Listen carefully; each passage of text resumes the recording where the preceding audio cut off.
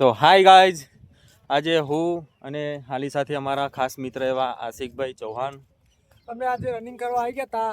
તો આજે રનિંગનો અમારો લગભગ 25મો દિવસ છે અને મારો પહેલો દિવસ. અને અમે આજે 27 મિનિટમાં 5 કિલોમીટર પૂરું કરેલું છે અને આઝાદભાઈએ આજે 10 રાઉન્ડ માર્યા.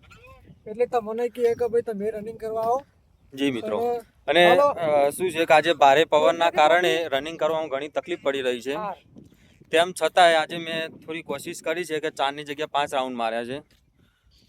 આમ તો 5 કિલોમીટર પૂરું કરી દઉં છું, પણ આજે ભારે પવન અને ઠંડી જેના કારણે શ્વાસ લેવામાં દિક્કત પડી રહી છે અને કફ થઈ ગયો છે.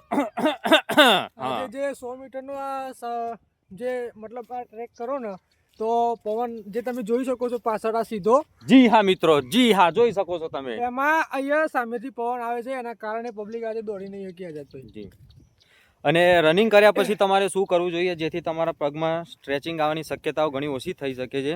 જે એક્સરસાઇઝ વિશે આજે આપણને આશિકભાઈ સમજાવશે. આશિકભાઈ, આજે જે અમે આઝાદભાઈને જે સ્ટ્રેચિંગ મતલબ જે કરાવી, જે અત્યારે ઊંઘાડી ટોકન એ ઊંઘાડી એટલે એ પગની સ્ટ્રેચિંગ મતલબ આ પગ અદ્ધર કરીને પછી જે પંજો તમે દબાવો એટલે જે આ પગના સ્નાયુ હોય આ જે પાછળનો ભાગ કરો એ સ્ટ્રેચ થાય અને સ્નાયુ મતલબ ખુલ્લા થાય એટલે જે તમને વીકતું હોય એ ઓછું થાય. એટલે રનિંગ કરીને પછી તમે અવશ્ય સ્ટ્રેચિંગ કરવાનું રાખજો, બરાબર? એટલે જી મિત્રો, તમે મહેનત કરો, મહેનતનું ફળ તમને અવશ્ય મળશે.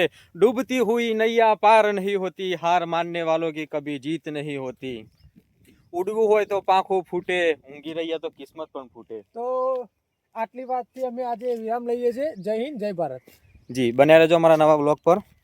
લાઇક, શેર, સબસ્ક્રાઇબ કરવાનું ભૂલતા નહીં, અને ઇન્સ્ટાગ્રામમાં લાઇક કરજો, ફોલો કરજો અને શેર કરજો. જી, થેન્ક યુ.